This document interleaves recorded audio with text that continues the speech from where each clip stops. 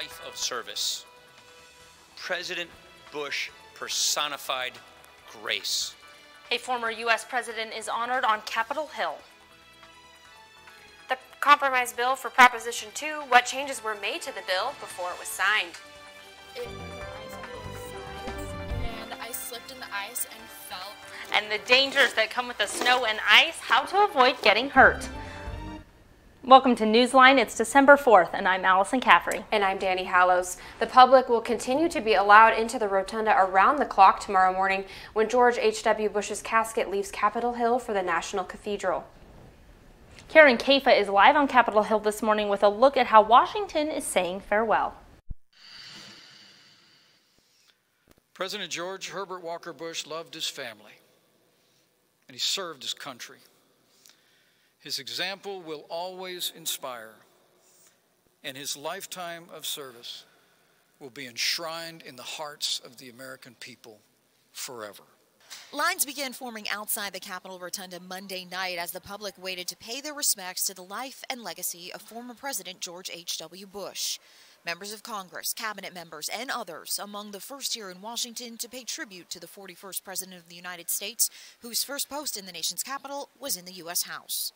Throughout his life of service, President Bush personified grace.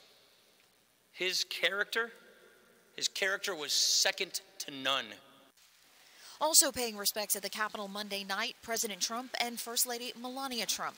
Tributes acknowledging both the former president and also his wife of 73 years, Barbara, who passed away in April for the family's service to the country.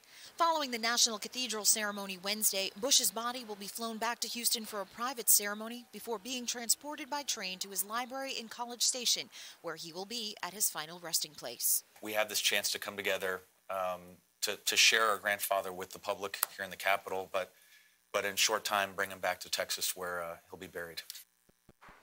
Former Vice President Joe Biden will be speaking at the University of Utah. The former U.S. Vice President is scheduled to speak to students on December 13th, according to the press release.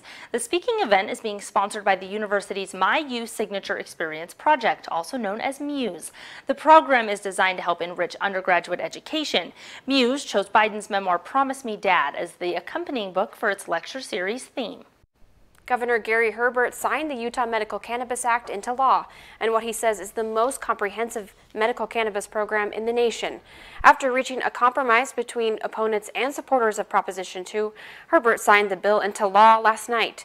The Utah Medical Cannabis Act replaces Proposition 2, which a majority of Utah voters supported in the midterm elections. The changes in the new bill from Prop 2 include less medical marijuana dispensaries, taking the original number of dispensaries from 40 to 7. Another change is that no edibles will be allowed, except for gelatin cubes. The new bill also shortens the list of illnesses that qualify for medical cannabis, removing most autoimmune diseases. Medical cannabis cards will be available on March 1st in 2020. Finals are approaching, which means more students are struggling with anxiety and depression. Ashley Hamblin joins us now. Ashley, stress, anxiety, depression, these are real issues for college students. Yes, they are. According to the latest survey from the Association from University and College Counseling, 1 in 5 students struggle with mental health. The growing mental health challenge is a pressing issue on most college campuses. In fact, 77% of college students who struggle with mental health have anxiety or depression. Much of that is due to finals. I really think one thing that students can do as well is remind themselves that this is temporary, that a grade on a test is not a statement of their worth as a person. BYU is aware of this issue. They have a counseling center that is free to all students. It is located on the basement floor in the Wilkinson Center in room 1500. The counseling center provides individual, group, and couples counseling. Student Ashley Sorensen is one of the many students that benefits from campus counseling services. It was one of those moments where it was like an aha moment where I realized that what I was going through was completely normal. Many students do not realize that they are not alone in their challenges. Clint Hobbs, outreach coordinator at BYU Counseling, says that mental health concerns are common and seem to increase every year during finals and the holiday season. There's a lot of perfectionism that kind of plays out at BYU, and finals time is kind of ground zero for the perfectionism that we see. Hobbs gives a few suggestions for students to combat depression and anxiety. Whether you're taking care of your physical health, so you're getting balanced sleep, you're getting enough sleep, make sure that you're eating fairly healthy and on a regular basis. Exercise is also really helpful in terms of helping students manage and feel better. Pretty soon they'll be at the holidays, they'll get a break, they'll be able to relax a little bit.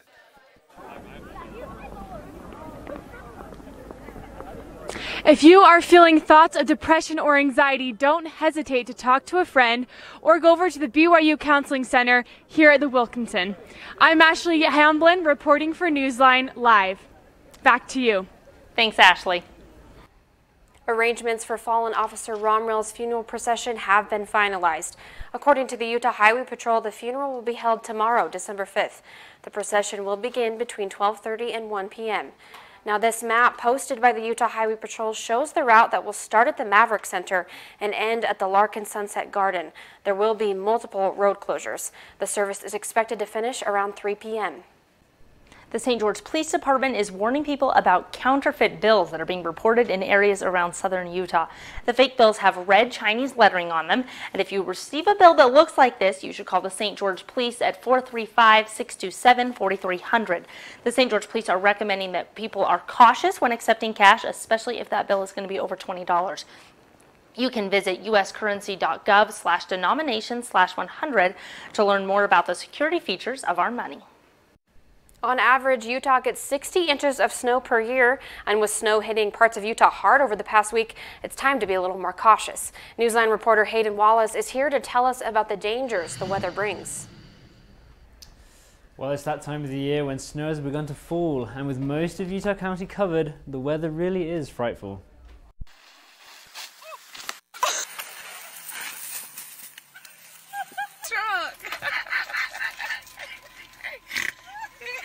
We've all been victim to slippery conditions brought by the lethal weather, flailing in the air trying to avoid the inevitable. How often do you fall over in the snow? Probably about once every month or so. Unsurprisingly, approximately 1 million Americans are hurt annually due to slip and fall injuries including broken bones, pulled muscles, and cuts and scrapes. There was ice on both sides, and I slipped in the ice and fell and it cut up my whole leg inside. As the snow falls, conditions also decrease dramatically when walking and driving. The risk is further increased when fresh snow covers the hardened ice, hiding it from all of us. But the ice was slippery underneath, so I didn't see that it was different from the rest of the snow. Despite the dangers of the snow, sometimes it is the emotional pain that hurts the most. But it's just when people see you fall over, that's when it hurts inside. Shoveling snow is also responsible for more than 11,000 adults and children going to hospital every year.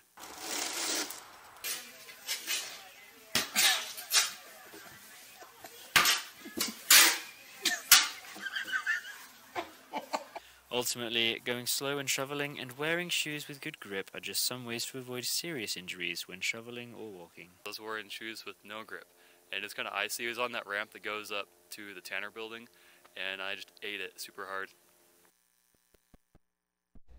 With the snow season in full force, be sure to take those necessary precautions this winter, and don't forget to keep warm. BYU design students are holding a clothing drive for the homeless youth of Salt Lake City. Newsline reporter Sarah Byington found out how this clothing drive is unique from others. I say kids, but they're my age. But they're fun, they're cool people. This BYU design group had a goal to better the community by humanizing this clothing drive. The kids at the Youth Resource Center are basically kids just like us. They're the same age as us. They want to look cool like we do, and I think a lot of times when people donate clothes, they tend to donate stuff that's maybe old or frumpier. And so it was a really interesting opportunity to see how we could rebrand a clothing drive to possibly target kids our age who have extra clothes, but cool clothes. So many people have, I know me for sure, I have so many clothes, and I really don't even wear them, but I can't let go of them because I'm oh, well, I love this, and if I donate it, is someone going to love it as much as I do? And so we really wanted to play on that. So we came up with the whole slogan of, you have too many clothes, to kind of get people to stop and think, because we really do. We have so many clothes. The process is very simple. Each box contains these brown bags that you can take home and fill with your clothes and bring back at your own convenience. There are drop-off boxes in the HVAC, Brimhall, RB, and JKB buildings. They will be accepting donations until December 7th. Reporting for Newsline, I'm Sarah Byington. The clothes that are donated will be taken to the Youth Resource Center for the Homeless in Salt Lake City. A new statue at the University of North Carolina stirs up controversy.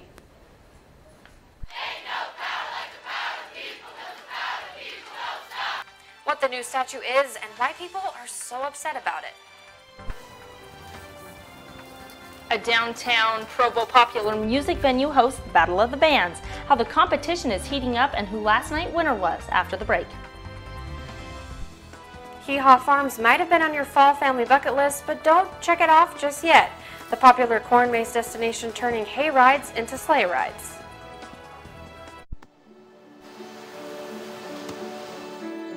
I don't remember how it started.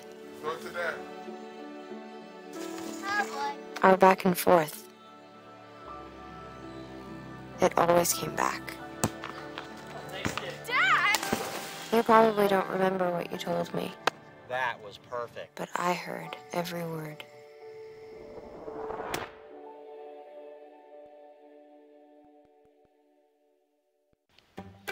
What's Beethoven's favorite fruit?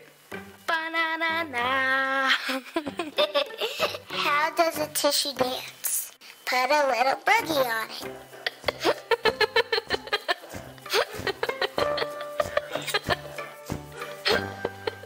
Hey, Bobo, do trees tell each other stories? I'm sorry. I'm afraid I don't know that. Hey, why don't we go find out? Listen.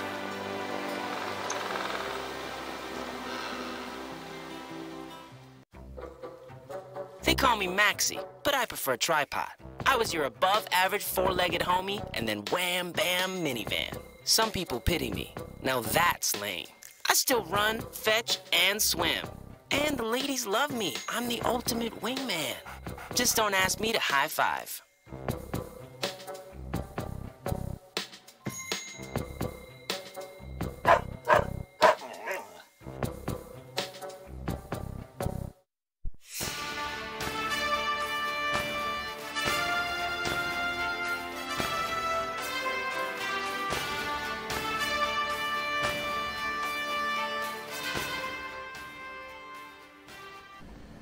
A fight is breaking out over a Civil War statue. Officials at the University of North Carolina want to move a knockdown statue of a Confederate soldier into a new building on campus, and that is what has got many people protesting. Protests began Monday night in Chapel Hill. They're upset because University of North Carolina trustees proposed that they move Silent Sam's statue to a new $5.3 million building. UNC officials are asking the university system's Board of Governors to budget the cost needed for the building in the 2019 session of the General Assembly. A 2015 state law prevents monuments like Silent Sam from being moved without state approval, and school officials say it isn't safe to put it back in the original spot. The Board of Governors will discuss the proposal next week. Sunshine Mills is recalling 3 of its puppy and dog food products. The company says the food could have potentially high levels of vitamin D that can lead to serious health issues, including kidney failure. The brands affected are Evolve, Sportsman Pride, and Triumph. Consumers who have bought the recalled products can return them to the seller for a refund. Take a look at this video behind me. A surveillance video captured a fiery plane crash in Florida. The plane crashed into an autism therapy center in Florida. When it touched the ground, the plane instantly exploded, leaving the pilot, 51-year-old Eliedo Marquez, and 1 passenger dead. A teacher in the autism center saw the plane coming down and was able to move all of the children out of the way before the plane hit their building. Your favorite leather boots may have lasted a long time, but they're really no match for a pair found by archaeologists in London recently. The team discovered thigh-high boots on a 500-year-old skeleton. In the River Thames, the archaeologists found the skeleton lying face down. Since leather was pretty expensive at the time of the man's death, archaeologists believe it's unlikely that he would have been buried in his boots. Researchers believe that means that his death was premature.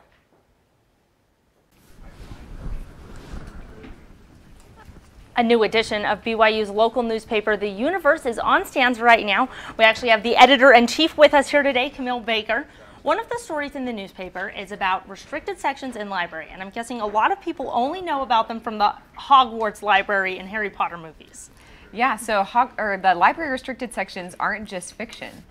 The Harold Bealey Library, Orem Public Library, and Provo City Library all have collections that are not readily available to library patrons. But each library goes through procedures to determine which content is restricted and why. The restricted collections items at the Orem Public Library are determined by a clear-cut library policy. The Harold Bealey Library has a restricted collection, but no written policy on the items that belong in the collection.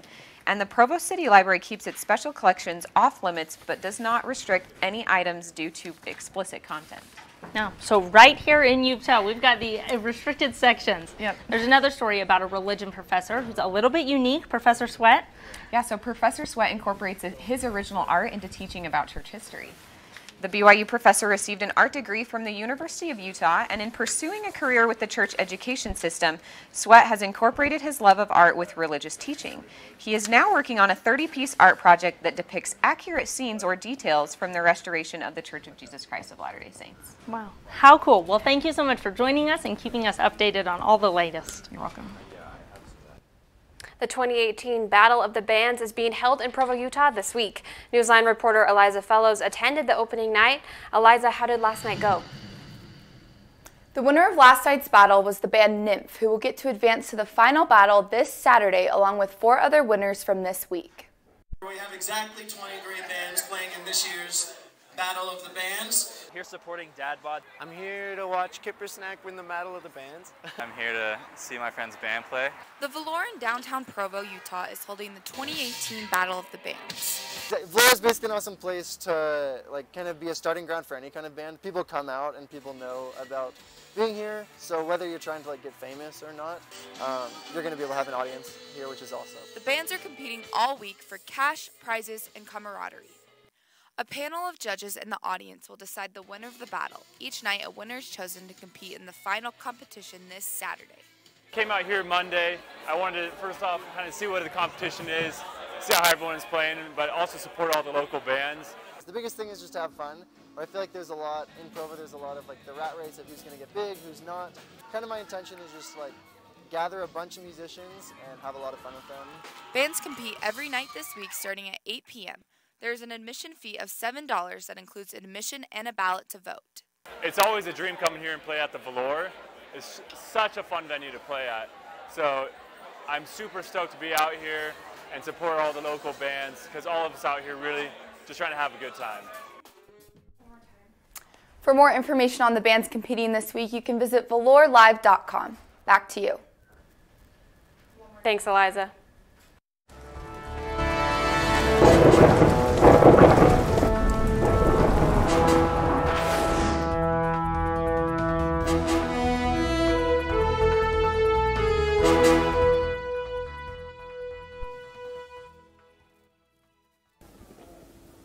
Utah ski resorts are enjoying a few extra inches of snow today, along with below zero temperatures early this morning. This is a live look at Snow Basin Resort, seeing 13 inches in the last 2 days, and Snowbird welcomed 7 inches of fresh powder last night. But bright intake surprise for Bay Snow, seeing a nice 58 inches. A weak storm could bring a few snow flurries tomorrow afternoon, but if there is one thing I can attest for, it is those freezing temperatures. We are live outside at BYU's campus, and right behind me you can see Wye Mountain completely covered in snow. Unfortunately, we won't see any new snow. There might be a chance, like I mentioned, in our higher elevations come Thursday, but the one thing we are all seeing and all feeling are those below freezing temperatures, especially early in the morning. As we take a look at our highs across the state, you can see Salt Lake 32 degrees, Provo 30. Everything below, it is freezing. Grab your coat, make sure you're nice and bundled, and I would even suggest not going out at night, because if we look at our lows, 19 in Salt Lake City, 17 in Provo, even St. George is below freezing at 30 degrees. And as we take a look at our southern 5-day forecast, 47 today for the high. And things will start to warm up a little bit as we move into the weekend, but not by much, especially in our 5-day forecast for our northern Utah. 32 degrees today, and it starts to get a little bit warmer into the weekend, but we will have some partially cloudy skies, So like I mentioned, bundle up. We are heading into winter full force, but we are ready for it, and especially if you're heading to the ski resorts. We will be right back.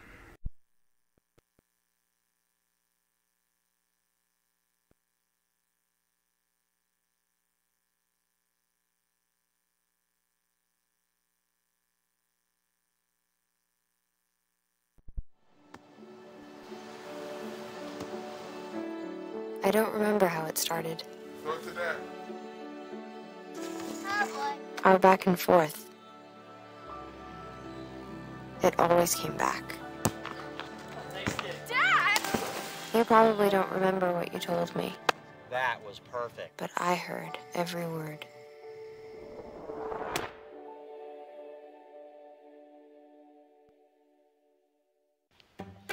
What's Beethoven's favorite fruit? Banana. How does a tissue dance? Put a little boogie on it.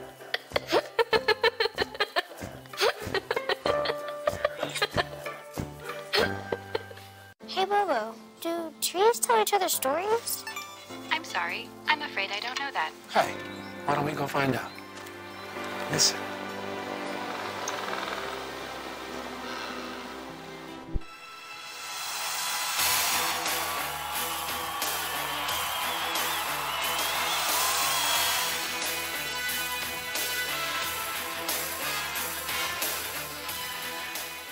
Super cool feeling. I mean, I've just heard from the team in past bowl games they've all gone to how exciting it is and how it's a good opportunity to kind of finish the year strong and kind of polish everything up.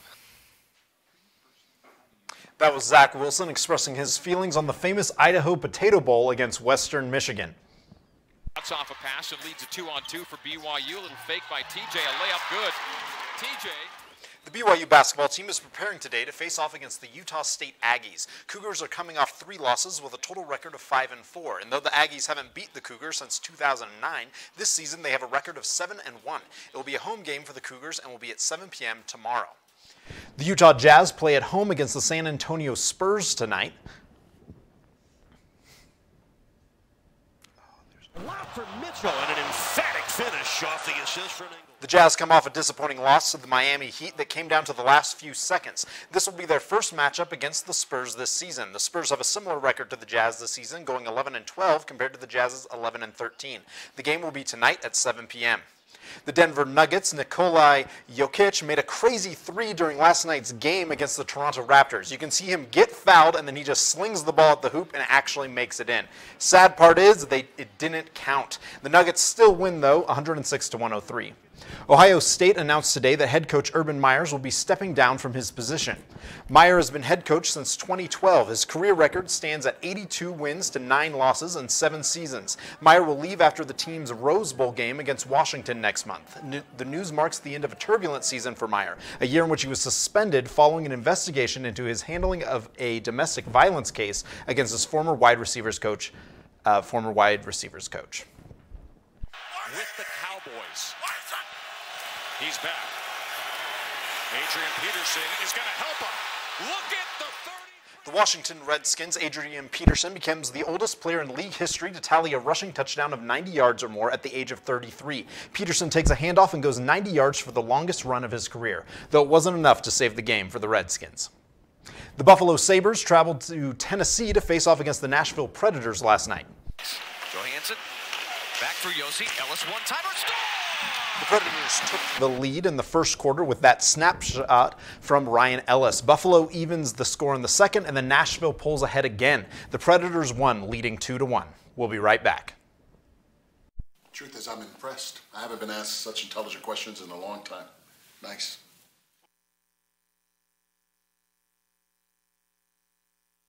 These are cool. Did you, what did you...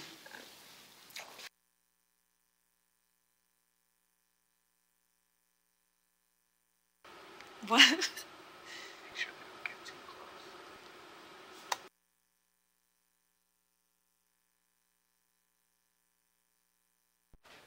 The Hee Haw Farm in Pleasant Grove is working to create an authentic Christmas experience.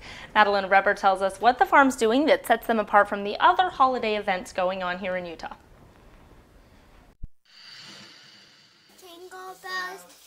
Jingle bells, jingle all the way.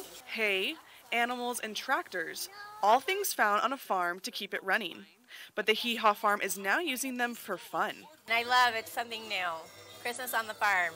The farm has lights, snowmen, and small barns set up at every corner. A main attraction, the sleigh ride, takes families on a tour around the farm while listening to Christmas carols. The sleigh ride ends at a small barn where families enter and meet Santa. What's your favorite part of Christmas? When Santa comes. When Santa comes. Other attractions include tubing, hay sledding, and this weekend the farm will open an outdoor ice rink. As part of creating a Christmas atmosphere, the farm is setting up a nativity scene with live animals. The farm puts many hours into the Christmas event with hopes to spread Christmas cheer. Well, we hope that they get out and just enjoy being outdoors. You know, it is winter, it is cold, but there's so much fun to be had out in the snow. Santa visits the farm Monday, Friday, and Saturday evenings, and this weekend the ice rink will officially be open. Reporting for Newsline, I'm Madeline Reber.